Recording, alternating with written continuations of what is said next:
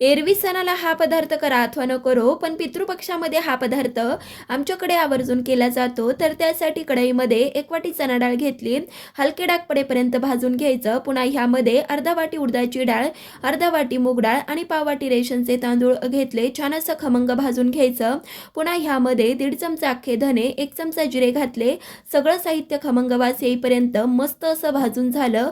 कढईमध्ये राहू द्यायचं. पूर्णपणे थंड झाल्यानंतर मिक्सरच्या भांड्यात काढलं. हलकं रवाळ वाटून घ्यायचं. एका भांड्यामध्ये काढलं. पुन्हा ह्यामध्ये 1 चमचा लाल तिखट, पाव चमचा हळद घातली, चवीपुरतं मीठ, चिमूटभर हिंग, अर्धा चमचा ओवा, 2 चमचे पांढरे तीळ घातले, 1 पळी कच्चं तेल आणि अर्धा वाटी कोथिंबीर घातली.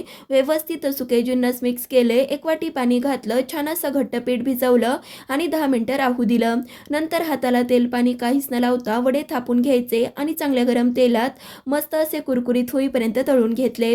चविष्ट खमंग कुरकुरीत कधी बनवले सुद्धा नसतील असे पारंपरिक मिक्स डाळीचे वडे तयार झाले. त्यामुळे तुम्ही सुद्धा घरी करून पहा.